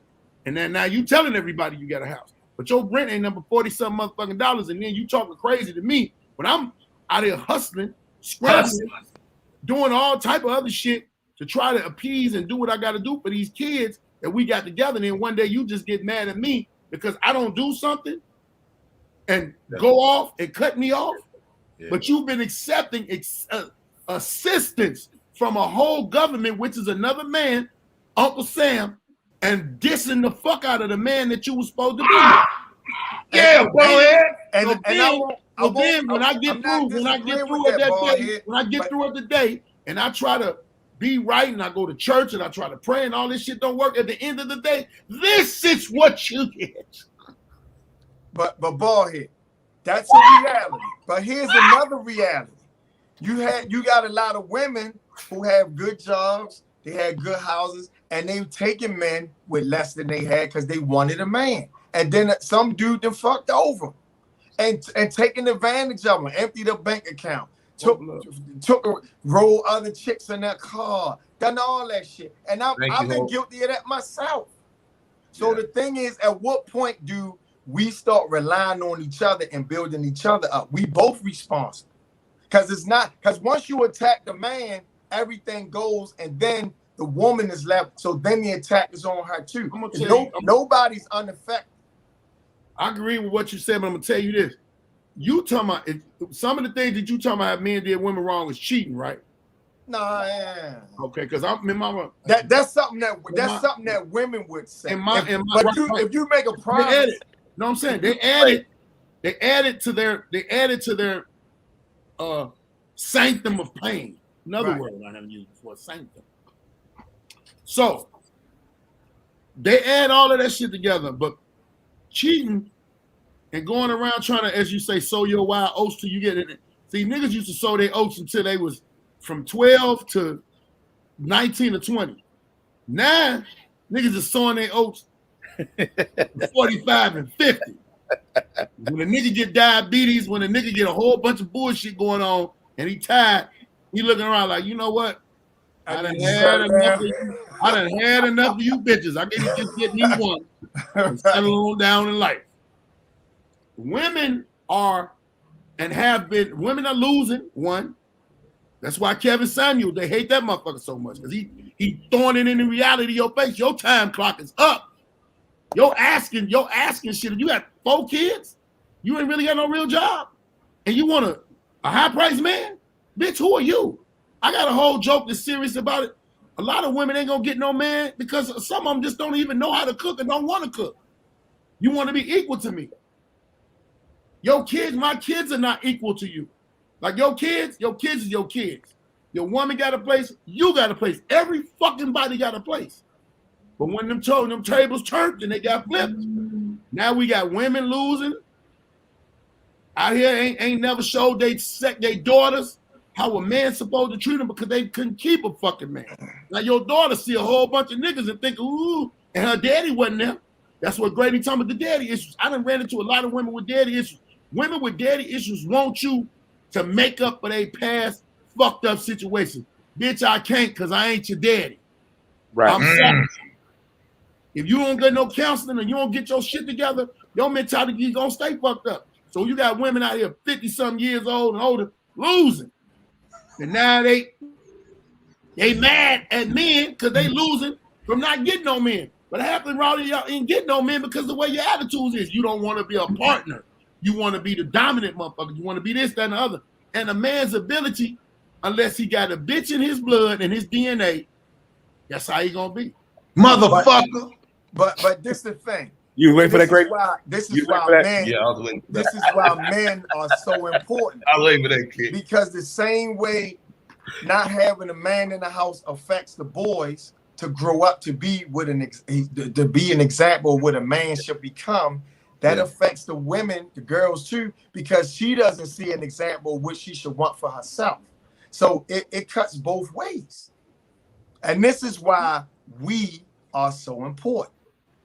I'm with you. We can get all of that shit. And it's very difficult to meet a woman without some type of daddy issues. The thing is she trying to individually do the work and understand that she has daddy issues? Is she coachable? The same way some of us got to realize we might not have had somebody there as an example. So we got to figure that shit out for ourselves too. Well, I'll put it to you like this, fellas. to get another grown motherfucker to do something that's going to benefit you and it don't benefit them, that's very hard to do, right? So I think that's why you have to pay attention to the one you fucking with. If you're gonna really fuck with this broad, you gotta really watch her, and then she gotta really watch you. You know what I'm saying? Because I think that's when we overlook a lot of small shit, and we all can attest to this. Most of the small shit is the big shit, right? So we can understand, like, yeah, you're gonna have peaks and valleys and money and things like that. So your girl is a spender, and then the dude is a saver, and then vice versa. You know what I'm saying? And then Larry is the nigga that's gonna talk to the chick. Grady's a nigga, I'm not gonna talk to you. I'm just gonna leave, right? Because I don't have time. I don't have that much patience for you. If I feel like you are really not the one for really, resolving it, you don't have a resolution bone in your body, I don't need to discuss with you. I'm the fuck gone. I don't even need to discuss. I don't want to hear shit you got to say. Because you'll bring somebody that comes and say, well, my daddy, he ain't put his hands in my face, and my daddy treat me like a princess. I'm like, well, bitch, keep your feet up off the table in here. Get your toes out the couch. You can't do this. This ain't your mama house. This our crib. You know what I'm saying? Like, you're going to earn your keep around it. And I think it's not about, I don't think it's telling her what to do. It's just what you was used to. Now you're dealing with somebody that's totally different, and they go both ways. Okay, Grady, you have a daughter. Yes, sir. How do you train her and teach her and be an example as to what type of man she's going to want and what she'll accept and not accept? How do you deal with that? First of all, you deal with everybody. If this is the guy you want, you have to lead with respect of self. You have to lead with respect of self. You cannot, think that you are more valuable than a man. You can't do that. First of all, learn how to speak and learn how to compromise and have a conversation instead of being all emotional and all that type of shit. If you know this is the guy that you want to be with, one thing you can't do, keep your hands to your fucking self. First of all, don't no real nigga want no woman who ain't clean. And she's not about cleaning her own crib. And she's not about, she's not really helping him. Right? And not if you're a woman that's going to be lazy and keeping your legs open and hoping he can give you babies and shit and you go take care of, bullshit. Don't run it up. You know what I'm saying? Don't run up the gate. Don't wear out your welcome. Because just because he ain't going to say nothing don't mean he ain't tired of your motherfucking ass. And for third, go get counsel from your mama. Watch the family. Break the structure. Go get the real shit. Like, mama, this is what I'm supposed to do. What do you think? Keep your family out of your business. I didn't say y'all got into it and you get to bringing it to me and your mama. We ain't doing none of that. I got a granddaughter. So my granddaughter, 4 years old, keep your legs closed if you're going to be sitting on the couch. Pull your legs together. Don't have your legs all propped over because you see your fiddle. You know what I'm talking about? Put that together. You know what I'm talking about? Then when you speak as a young girl and we grow up into be a teenager and things like that, she's going to develop. You know what I'm saying? And just ask and don't be afraid to come to daddy or pawpaw or granny or whatever. Because I think a lot of times you get embarrassed because they feel like, well, that's just mama. And Larry, you got a daughter. Ballhead got daughters. I'm the only nigga on the tour that ain't got no daughter. I'm proud of that shit. You know what I'm saying? But my job is to make sure my son don't run into y'all daughters on some like, yeah, come here, such. You know what I'm saying? So I think you just got to know, you got to read. It's something I've been saying to my sons for the past 5 years, Larry. I have to think for others. I have to think for you because I know you ain't got it. If I come around you and I'm really about help and I know you not the person to really think and really care about the next motherfucker, I'm going to think for you. I'm going to think for you. I'm going to get it out of you, but I'm going to have to think for you. You know what I'm saying? So that's being a leader. You know what I'm saying? That's being like, okay. You just made my point, Grady. That's yes, the point. As the man and as the head of the house, you set the example and the tone, not just for your sons, but if you had a daughter, you would have to set that for her as well. Because you don't want nobody mistreating her no more than you want somebody mistreating your sons. Real shit. And you want her to be able to stand up for herself, not to take a bunch of bullshit. but also not try to emasculate a man. You understand the man's role. I gotta go to the bathroom. But all of that comes from having the man as an example. She'll watch how you treat the mom. She'll watch how you respect or disrespect the mom. She'll watch how you show affection or not affection. She'll watch how you show love. She'll watch how you provide and protect. And that way, that's the example that she'll want because she sees what it's supposed to look like. So let me say this. Is it true? I ain't gonna say, let me see that. Oh, there goes Jeff, OG. An absent father teaches his children as well. Right. Real shit. Whether that's good or bad, right? So let's say this, right? Most of us in the chat room, I mean, the people that's in the chat room, how many of you guys seen your parents they showing a high level of intimacy? Right? So when we get out in the world, we don't know, right?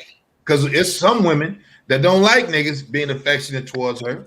And then there's some dudes that don't want the bitch even touching them. Just fuck and then go on and make my cheese sandwich because I done came hard for 13 seconds out, you know, whatever, right? So how many people really seen? I didn't see my folks be intimate, but I said I would change that narrative. Right. Because if I'm going to cuss, if I'm going to eat your nasty food, watch you improperly watch the spoons and forks and knives. What I'm going to do, I'm going to make sure that you understand what affection is. Intimate, you know, because I don't want to be around the broad and want to fuck all day. Let's go. I like to go get bread, bitch. I like to go get some money. I'll be back later on. Save it. Save the pussy hole. I'll be back later on. Save it. It's all right. You don't like the fuck. Well, Brady, basically what you're talking about is love languages. That's what I'm saying. Like what I'm saying, most of us, everybody on this motherfucker, I'll probably say 2 to 3% said they seen mama and daddy actually come home from work. Daddy take mama's shoes off, rub her feet, vice versa. Mama take daddy boots off, rub his feet, have his motherfucking shower ready, or vice versa. Food on the stove, intimate shit. Remember, the Cosby Show was teaching us what intimacy was. But intimacy comes in different forms, and that's what I was explaining about the love languages. Yes, sir. It's 5 of them. So you got affection. You have acts of service, which most of us see. You see what I'm saying? Most of us see acts of service where your father may not be a touchy-feely person. Yeah, right. Go out and work every day and provide for you and have a roof over your head and feed you and shit like that. That's his way of saying, nigga, I love you. True. But a lot of women now have stepped up forth like, you need emotion, you need to caress, you need to wear pink more, you need to buy flowers. And when you're buying your flowers, you know what your undertones are. You need to eat cotton candy more. Get the fuck out of here. Because that movie business. What Ballhead is talking about is men were more stoic. Yeah. You know, motherfuckers was reliable. They was dependable. They didn't show a lot of emotion. They not saying it is wrong, you know, but again, you got affection, you got acts of service, you got gifts. You got quality time, right? Make me curse. and so the thing is, when you with somebody, you got to learn what their love language is, right? Because you could be speaking somebody in your love language, and if they don't recognize it, they don't feel love from you. So you got to find out what your partner's love language is, and then try to speak that to them, and vice versa. They got to figure out what your love language is and try to speak that to you, and they're not always the same. So even when Ballhead said she wants you to, like, I think men don't have to, you're not less of, I'm telling the fellas in here, you're not less of a man if your broad strokes your back, bust your back pimples, rub your bald head, ask you about, you know, the wounds and shit like that. You got shot. It's okay to not you, G. I'm saying I got a wound in the back. Like what? No, I'm saying niggas. I'm saying dudes be feeling like he's gonna be a bitch because they got the shit I seen on the Instagram where the motherfucker was like, bitches love, you know, the women are cuddling with they dudes, right? Right. And so a nigga don't know that's intimacy. Right. That's a love language. It's That's a love language, right? Acts of affection. Right. You get more slim that way. You get more if you can cuddle with her. You're gonna get more pussy than anything. That's why you gotta be like, I'll be back. You know, you snack them down later. You don't eat the whole pack, nigga. You're gonna fuck around and catch a cavity. You eat a little bit and save it, but you know, just come back to it. So I'm saying you absolutely right, Larry. But I think cats be feeling like they're gonna, the woman, if she got that love language of her grandmother and see how the grandfather, you know, they really never, my aunt and Understand, big sis, Chris. The crazy shit is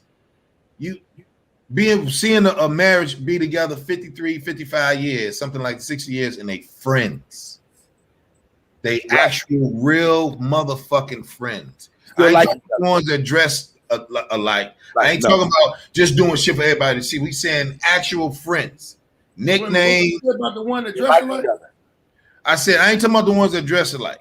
I ain't talking about that. That'd be forced. That'd be like, baby, put that on. Like, somebody insecure in that relationship, but they be like, I bought you this. Bitch, you bought you that too. Why I gotta wear it? Only time I think it's right for people to wear shit, the same shit. You can wear a color scheme with your mate, but to wear the same shit, you gotta be going to amusement park, Great America. Yeah. The reason I don't like none of that shit. Listen, I don't like none of that shit, Larry. I don't want to look like nobody. If that person get lost, you be like, excuse me, have you seen somebody with the same bullshit on? Man, help you find that motherfucker. But just wearing that shit, I remember my cousin had this chick. Okay. He came to the barbecue. I don't know if I made them break up or what. He came to the barbecue and they had on matching starter jackets, matching shoes. I don't even know Starter had made no shoes at the time. I don't know. But and they Starter Jack starter shoes for the same team, the team with the shoes. I said, nigga, where y'all going? And he was like, we going here. I say, so y'all got matching jackets and shirts and all. You's a pussy ass nigga. Your woman made you wear that shit and she got mad talking about, he looked cute in it. I said he would look cute in it by himself. Why? I said this only way I'm tripping on.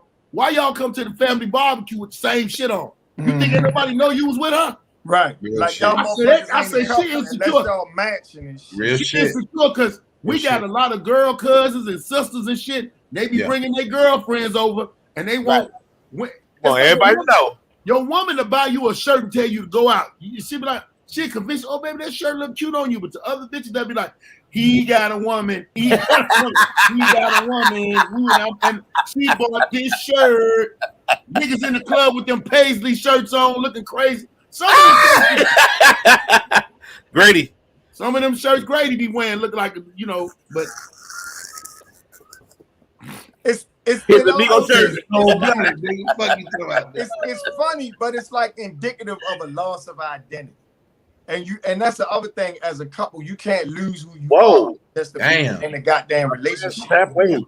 My friend's family broke up after 50 years. Yeah, he went with the other bitch. He went with the family he has for 25 years. Yeah, right. He finally told I'm leaving her. He been leaving her. Hey, boy, Zach, you a dirty chick. He said the last of my years, baby, I'm giving her. Look, man, Zach, you a dirty ass. All right, fellas, I'm about to roll. All right, boy. Love you, boy. Hey, Love y'all, man. Love, fam. Miss Love, y'all, man.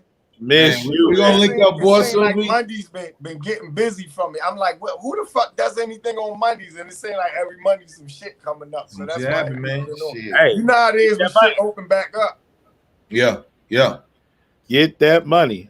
Yeah. So let the people know your handle, bro. What you got going on, man, and then because we got to get you out of here. Yeah, the radio show every Saturday, WAA.org, WEAA.org. 88.9. Just go to that. It's Throwback Saturdays with Larry Lancaster, 10 a.m. to 12 noon. Man, we rock out every Saturday. Play the stuff that we grew up on. We educate, entertain, and inform. So it's WEAA.org for people who are not in the DMV area.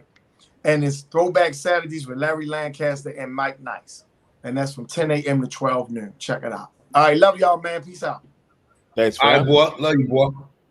So this is what I want to say, right? So bald head sidekick, right? Sidekick, you a piece of shit for that one, nigga. That was hurtful, nigga. That's hilarious. But I'm saying, I think you get more from your broad if you don't try to spin it up all in one day. You know what I'm talking about? Like, I think you get more from it. Like, fuck all day ball, because Ballhead said he fucking, you know, he'll get busy all day. Nah, nigga, I wanted you to.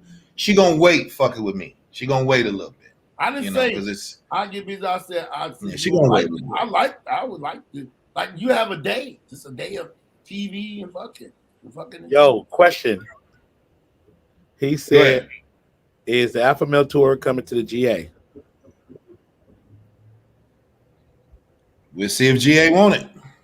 Come on, Georgia. Yeah, I think. Let me tell everybody in the chat room. Listen here. Georgia. No, but listen. This is what I'm saying. Everybody wants to tour in their city, right? This is all you got to do. This is all you have to do. Spread the motherfucking word. Get back to Grady. Hit one of the niggas on the tour on the Instagram, and say this is the club. You said it right earlier, right? And then we'll see. Because here's the difference. We just need 300 more niggas like you, or 200, whatever the capacity is. If the room is 50 people, we want to make sure, since you want the show in your city, make sure 49 other motherfuckers is coming if its capacity is 50. Make sure, you know what I'm saying? 20 shows. You know what I'm saying? Real shit, because I think this is how we need 20 shows. let me tell everybody this. I know y'all seen the 85 South shit, Carlos Miller show. Shout out to them. Yep. This is how it happened. This is how they built it.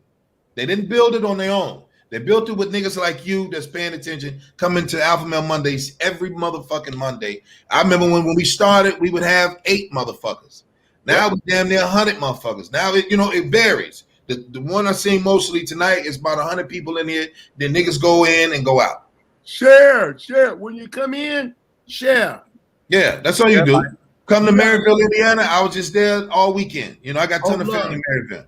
So my point is, we've been talking about Minnesota, Hope Love. We trying to get that in order. You know, I just think it just had to be a community of niggas want to see shit. Right. You know what I'm saying? Because I think when we actually be like, yo, we're gonna come to your city, motherfuckers like, man, y'all was here, man, when y'all coming back? We not come back. Yeah. I'm not fucking with you. I'm gonna treat you like you ain't you're not really you're not trying to, you just want to be connected. Like Ballhead, what was that shit you had said about niggas that be like, when you bring the tour or when we come perform and they be like, yo, Ballhead, how they treat you? And it was something with along the lines of when you said, I was just here. When you was like, I was just here and you didn't come down to support. So when you said, you really just want to let everybody know you know Ballhead, but you ain't really coming to support Ballhead. Right. That point. Motherfucker tell me, born and raised, grew up in Chicago, and I got a fan base, I got a support system in Chicago. But it's always them few niggas. Mm-hmm. Man, when the next time you coming, man, you should have told me. Why the fuck I gotta individually tell you? It's the internet. If I put that shit on the internet, it's for everybody. If you fuck with me, you're gonna see it. That's why I tell everybody, I'm gonna post it on my page. It might not be there in that first thing you pop up and look down. Support it. You're gonna run across some funny shit. Y'all do it for all that other shit. A nigga will sit on the toilet and go search. So if you sitting on the toilet and you watching the Alpha Male Mondays, share it while you watching. Share it. Just share this shit, man. The difference and a slide and a push. It ain't gonna cost that. And it's guaranteed whenever we do make it to your town, you're gonna remember this shit. You're gonna say, oh man, so-and-so them tour was funnier than that. And I'm saying that because I'm a competing ass nigga. I compete. Fuck this shit. We gonna blow any other motherfucker out. We ain't gonna play no games. None. We is not gonna get on stage and y'all ain't gonna like each and every last one of us. You might look and say, I like them more than that. I like, because we all got different styles, but we all guaranteed fucking funny. And I think it was like when we was talking about earlier, niggas taking their flowers. That's why I can say whatever I want. When I say shit like I'm something the Lord made, right? When I say if I come to your city, I ain't gonna tell you I'm gonna destroy your city. I'm gonna give you the same energy you give me. If you there to have a good time, we're gonna have a good time. But if your energy is fuck you, I probably won't even perform. But I got your money though. That's what you do with niggas. And I think what black people don't know the difference is, or they do. They just try not to understand it. There's a difference between followers and supporters. Yep. Oh, definitely. You understand? So when clubs just like, hey man, we want to bring the tour here, and then you be like, okay, well, what's your demographic like? I ask them. I usually dictate to clubs. I usually turn down shit because it don't benefit my greater good and my comrades. They're like, oh well, we don't know those guys. Well, we got some local talent. If the local talent niggas is not humping, they working for the show. They not funnier than me. They not funnier than none of the niggas on the show. And I'm not taking, it's not a diss. I'm just saying that's why I take my credit. I take my props. I don't let a motherfucker be like, oh man, Grady was dope. I already told you I was. That's it. That's really what it is. It's just not that. You know what I'm saying? So when they be like, yo, when you come to the town, where you live, nigga? Oh, I stay in Toledo. Hit the funny bone. Done. All right, get off my shit. You know what I'm saying? Like, hey man, I want to buy a hat. Hit the Cash App. Let me know. Send me your color, address. It's done. Niggas want you to spoon feed them. If I put a flyer up on my Instagram tonight, and say the tour is coming to Chicago, get your tickets right the fuck now. Niggas will last minute the shit out of shit. Man. But then when they get that Grady, I'm outside. I'm like, what up, boy? No, this is the killer part. You'll put the information to where, number, all of that to go get the flyer. They'll hit you like, hey man, I need to get some tickets. Look at it, and I send them the flyer. But can I get some from you? Nigga, gone. Never. You can never get any flyers from me. No tickets, never. Go get them like you go buy the what's the boy name with the girl, with the wife? Jay-Z and Beyonce tickets. Just like you and your bitch went and bought them tickets. Did you go ask them? Go find it. Call them. Go find it. Don't ask me. Go find it. That's how you got to treat niggas. Go find it. That's it. Don't ask me no goddamn questions. Go find it. Just like you wanted that new car. Huh? What's the Genesis? They said the Genesis looked like the Bentley truck. You went and found the information, right?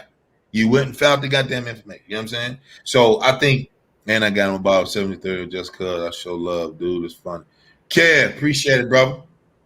So I think people, we just gotta do better. So anybody that's on this motherfucker and you want us to come there, share it. It's free. Right. The shit we doing, the shit we telling y'all to do, it's free. Free. Get your ass up, hit the motherfucking club and say, bring about 13 inquiries, and they're gonna be like, yo, tell your people at the same time, like, yo, email the spot. Today is the day. They'll be like, yo, we keep getting these people up asking about the Alpha Male tour. That's how it happens. And then that's it. It's done. We're there. Call me. They're gonna hit my people. They're gonna be like, hey, Grady, we want to hit. Done. Because we already got, and that's how it started. That's how it fucking started. So, man, my man, hey, I had a ball when I did Kansas City. You know what I'm saying? Lady said, I seen you when you did Comic View in 2014. And the first time she seen me perform was when I go do June, when I was in motherfucking Kansas City. That's how it started, man. So let me know when you come into Toledo Funny Bone. If Supreme Honeycomb Hideout, I sure will, but I don't go there. They gotta reach out. Don't tell them that. Huh? Chris said her cousin is in love with you. I said, please don't tell them that. Why not? Why not tell me that? Because nigga, you go put on one of them shirts. That's the speech, nigga. Don't do that. Don't tell him that. You can't let him stay where he is right now. They're gonna come out with that shirt. You go ahead.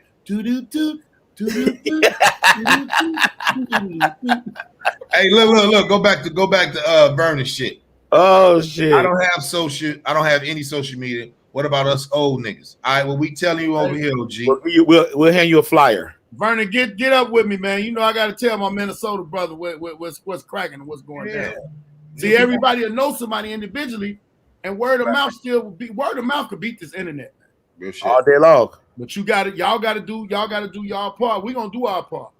Everybody that you either share our Instagram or social media with, you share the Alpha Male Mondays with, we ain't gonna let them down. They gonna hit you back. Yeah, Them niggas is crazy. Right.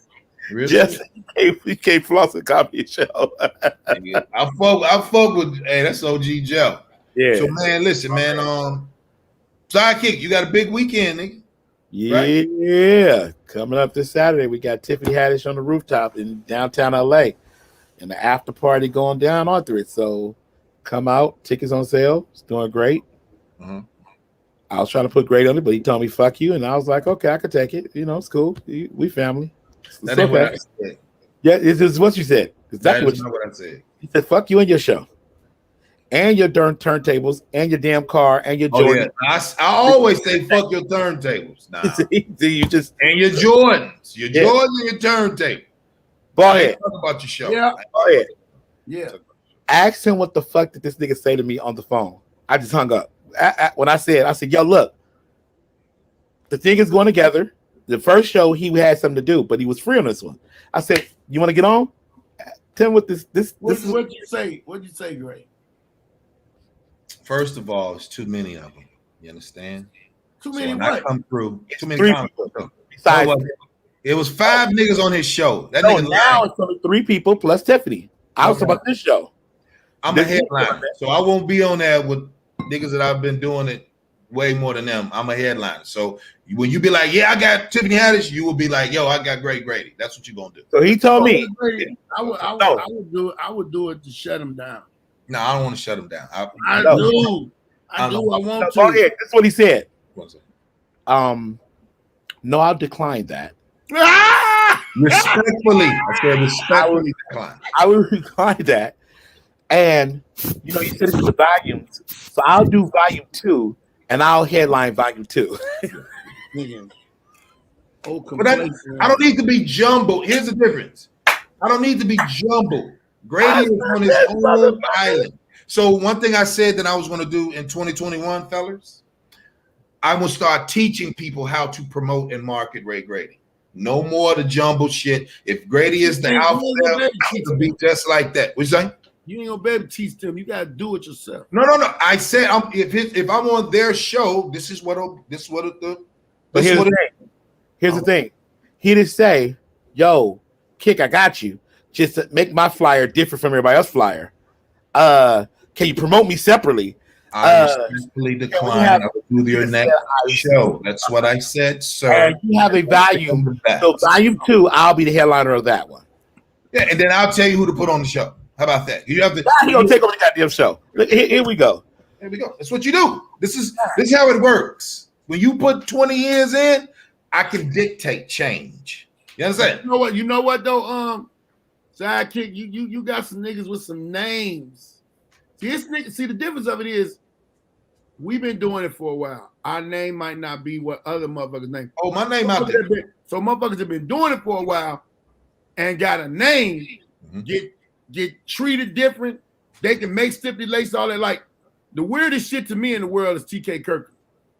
TK Kirkland, you'll get on the show with TK, a nigga before him, he will tell them, I don't want you talking about this. I don't want you talking about that. Hey man, who the fuck? What? They gonna get your fuck out of here. But this is why. But here, it's people with names like that that's doing it. So all Grady doing is he got his name. He put his name. He gonna do the same shit. I ain't mad at him. But here's the thing. I hear what you're saying, and I love him for that. But nigga, you're talking to me. This is not this. Yeah. So that's what I said. No. So the reason why, no. Because he make a good point. Go ahead. I'm gonna tell you. Go ahead. Wait, no, stop. But you call me and you like, look, Kick, I need you in Chicago. This and that. Send me how much, and I got you covered. Right. It's Ballhead. Nigga, it's done. I don't need all the particulars. I don't need no writer. I don't need okay, Ballhead. I hear what you're saying, but Ballhead, call my manager, and my manager will tell you what I need to. I definitely need first class and 5 people with me. Nigga, you're talking to me, Ray Grady. I know you. We sat at Harrod's airport for 2.5 hours trying to get get a car and get some food together. Yeah, it's certain motherfuckers to get certain stimulators. I got. Wait, hold on, because he's not through. Because I'm gonna finish it. Go ahead. No, that's it, nigga. It's me. Don't little boy. Don't be doing that when I call you. If I need you, I need you. That's point blank. Little boy. When I say Grady, you on my show. You on my show. That's it. That's all. So this is what I said, right? This is what I said. Respectfully. No, I said he had 4 comics, and I said because you have to train niggas to understand you're different. So if Grady is already ahead, put it like this: if everybody know I'm coming on the show, that's on his show, they're gonna be like, Grady gonna destroy the fucking room. You understand? Because I bring a different energy. So I hold on, OG, hold on. I said, nah, let me not, because Grady is. I'm on a different mission. How do you? Yes, he's acting real light skinned. Wait. So when I tell him, hold on. So when I said, okay, go ahead. How do you be so aggressive about other shit and then you don't want to go shut a motherfucker down? Because see, if I'm doing something, I'm gonna put it to you like this. I go to Chicago and I'm gonna do something in front of some. I'm gonna say underlings. I ain't saying you saying that. I'm gonna say some underling ass niggas. And a motherfucker really ain't got that money, but I'm trying to keep my. Hey, you know what? Yeah. Only thing of it is I'm not headlining. I'm gonna tell you like this. That's what I'd have told him. I ain't been headline, but yeah, don't go and give me that time. Everybody work different. Everybody do different. This what I did, fellas. When I came up with the tour, and I'm very adamant about what I'm about to say. When you already know your worth, you stick to it, and you might lose friends on the way. You might lose relationship with promoters. You might lose them because they're not on the same mindset as you. There's no fucking way that if this person is on this big show, and Sidekick does big shows. He's a part of Chocolate Sundays, and then this is going to be his first one. First of all, he got Tiffany Haddish, but Grady is the same as Tiffany Haddish in stand-up. So when I said, when Quake will be like, look, nigga, I can't have you doing the show for me. When you come do my show, Grady, I'm basically opening you up to this market because you're the same as Earthquake. You're the same as a Dion Cole. You're the same as a Kevin Hart. You're a headliner. So stick and stay right there. Once everybody get along, it'd be like, all right. So Grady, you can't do the same shows? Nah, nigga. You bringing Grady. Grady's the nigga. Ruben Paul with Ruby Tuesdays. Big Bro say, man, I want you to come. He said, fall through when you want to. No, sir. You book Grady. You don't let me fall. I'll come through and support anyway. But if you want me on your show, you're going to promote just like you do George Lopez. All Sidekick is saying is just me. That nigga lying. That nigga know I'm going to come there, but I got to promote. He know I got to, you know what I'm saying?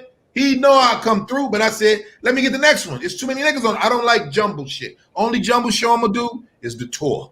If it ain't the tour, I can say fuck anybody's show. If it ain't my niggas, your ass, that nigga. Ball head. Yeah. Now, this nigga talk all that shit. If he would have said that to me, and how I work and how I feel about he didn't say that about my people. You didn't give it a chance. You declined. I respectfully declined. Excuse me, sir. Nigga, I'm gonna do that all week. Everything. I'm gonna be in the motherfucking store, and the lady gonna say, "Would you like ice?" I respectfully decline. No, but it's. I think what I'm saying is, you Sidekick know what I'm doing. I know what you're doing. So it's not about.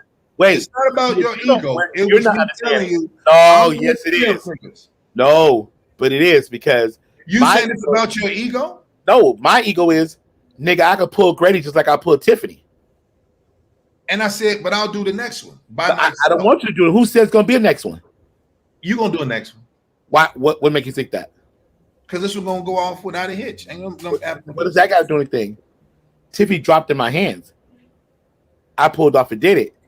You don't know the problems, the red tape that I'm having behind me doing. Oh, you got red tape now. Welcome to the producer's game. Exactly. See, I'm a producer, sir. So Right. don't hear that shit. So my thing is, when I got the red tape, I really was like, "Fuck them," then, and I started pulling my niggas that I wanted. Right. You asshole. I get it. I get it. No, but I'm saying I'm gonna do the next one though. We're gonna do the next one.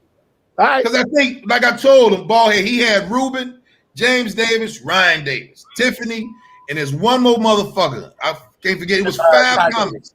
I'm not. That was the first one. Wait. Now, no, I called you on the second one when I switched the dates and I took everybody off. It's only 3 people, and that's when the red tape hit me, and I was like, "Oh, so y'all gonna red tape me? Oh, cool. This is what I'm about to do." The first one, so you got to go through the. First of all, you're a rookie in the game. Hey, producer shit. Fuck that. I agree. I'm not never dissing you. I'm with you, G. Fuck all that. I was ready to pull out all guns. It was you. I was about to hit Tone. Nigga, I was about to come with my niggas. Like, let's rock some shit out. I'm with you. But I should have called Ballhead. I should have came with the niggas. See, you come here with the light skin. Big sis told me you come with the light skin shit. That's what it is. Oh man, come on, man! You drinking with one hand today, man. See, I said to go with the light skin shit. What do we do? Look, all I'm saying is this, fellas. You cut that nigga light skin on, man. That nigga all I'm saying is this, fellas. When we on the tour, that's all I give a fuck about. Yeah. Right? When it come down to branding and marketing, I have to be a shrewd businessman for niggas to understand. I ain't got to do your shit. Not you. I'm just saying. No, I hear you. No, when they said, hey, when Cleveland reached out, and I was like, man, Sam Silk. I was like, yo, he was like, who did? I got my DJ. You don't need your DJ. No, if he's on the Alpha Male tour, everybody's there. I don't do that. I'm a Marine in spirit, nigga. We don't leave no nigga behind. But let your man open up for the tour DJ if he's that nigga. But DJ Sidekick will be in Cleveland if the tour is there. I don't give 2 fucks. Or guess what we not doing? I'm not coming to the show. Even if they say we want you by yourself, different. But you say you want the tour, he's the tour. What I was gonna say, Ballhead, what I was gonna do was the niggas gonna show up and I was gonna put him on stage any fucking way because he ain't gonna tell me no in my face now. I'm not gonna tell him no. If you want me to go up, I'll go up. But I'm not gonna be with that mixture. You see this nigga, this size nigga, that nigga, we gonna be rubbing that motherfucker. It'd be a whole I'm just gonna call the police like, hey, y'all know who I am. They're like, oh, that's great. I'm like, exactly. It's away. Calling the police. Nigga, call the police now. Look at this shit. No. Everybody gonna be like, yo, Grady is Sackers. No, leave him alone. He's saying hello. That, man. He's saying hello. He's saying hello. He's not. Give it up for you taking up the cop role. Cop Antoine ain't here.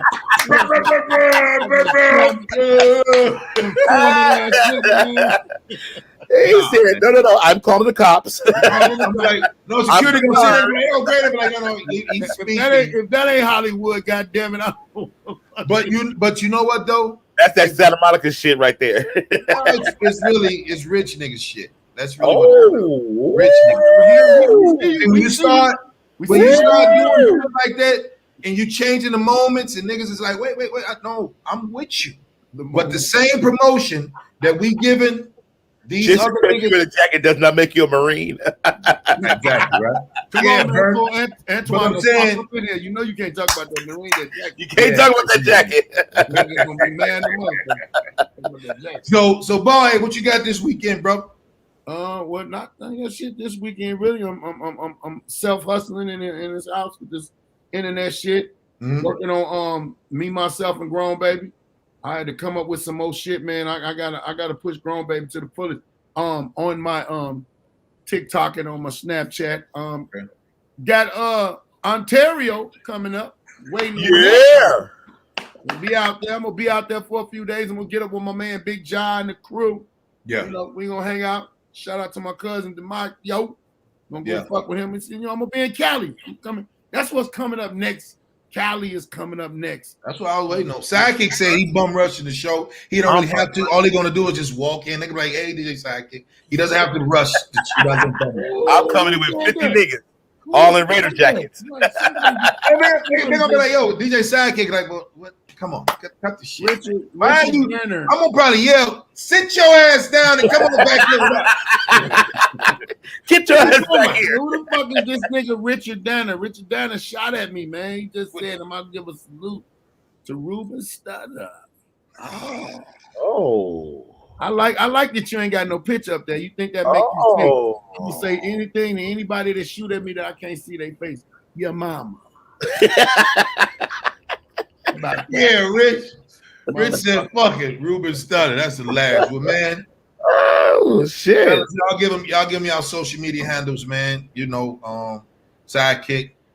Your favorite DJ's favorite DJ on IG, Facebook, all that good shit. And there you go. Instagram and Facebook, comedian Bald Head Phillips, BALDHEAD Phillips, 2 L's. Y'all check me out, support, man. Share us, y'all. Share us tonight to somebody that Fun episode.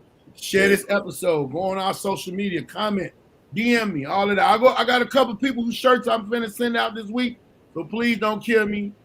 I've been doing too much. Let me tell you, I went to Atlanta. No, I went to Mississippi. I went to Paris, Tennessee, and I went to Greenwood, Mississippi. Yeah. All of them shows off the chain. Shout out to my man Oscar P. Shout out to my man AC. But I want to tell y'all people down here, down south, I need y'all to get up with y'all legislation. I need y'all to get up with y'all governors, whatever, and get some lights in these motherfucking towns. When you're driving through at night, I don't know if y'all got eyes like that, you nocturnal motherfuckers.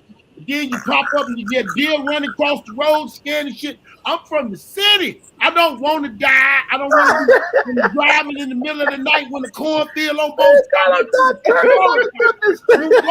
fuck is wrong with y'all? Get some lights. That's why these slaves could never get away, because they still ain't got no lights for the slaves down here. What the fuck?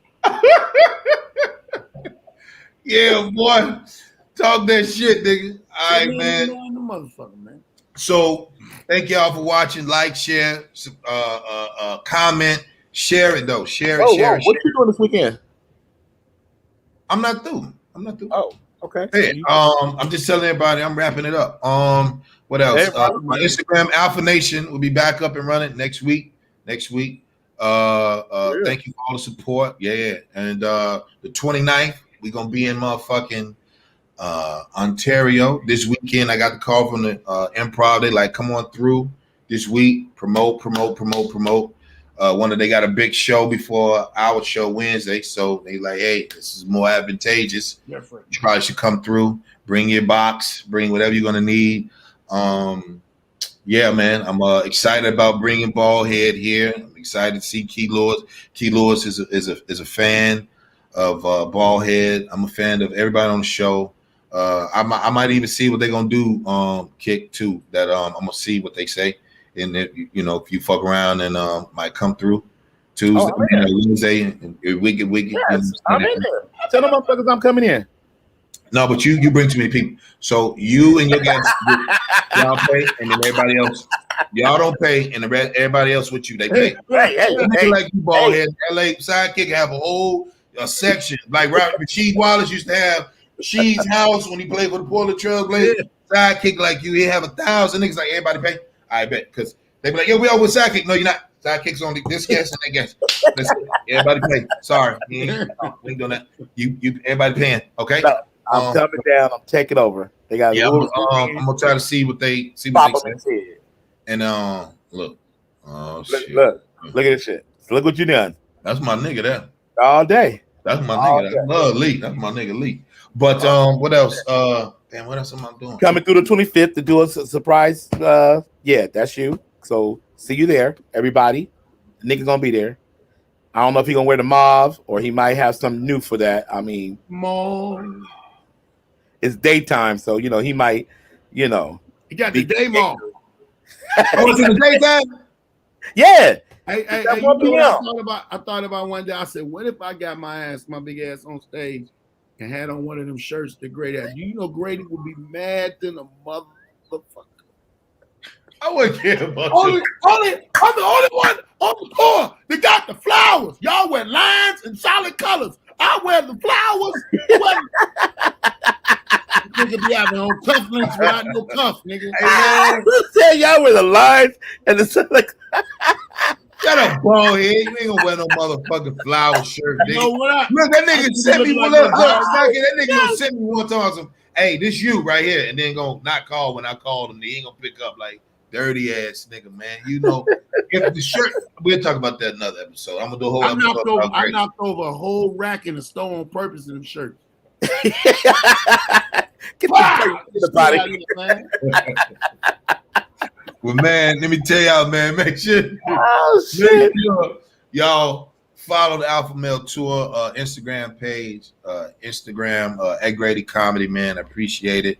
Like I said, Alpha Nation next week. I think we might go live with that one, but I'm still figuring it out. We got a special guest on that joint. First time him doing it, of course. And then, Wednesday, 29th. Get your tickets if you're in LA. If you're in San Diego, I think the furthest motherfucker came down and saw me perform in LA was Sacramento. They drove down from Sacramento to see the Alpha Male Comedy Tour. And then a couple people from Vegas came and saw the Alpha Male Comedy Tour. So motherfuckers come out. We put a show on, and everybody want to see this high-ass nigga with the lemonade and drinking out of the coffee pot, and motherfuckers eat edibles and gummy bear worms and cookie dough. Look, you right. They want to see Sidekick yell at me. They want to see Antoine get in trouble by his girl. They want to see Larry say he gonna stay, but he gonna go. And then they get me on here saying fellers at Instagram. So, man, thank y'all. Thank y'all again. Man, y'all already know. See y'all next week, man. Salute. Love y'all, man. Salute, goddammit. Yes.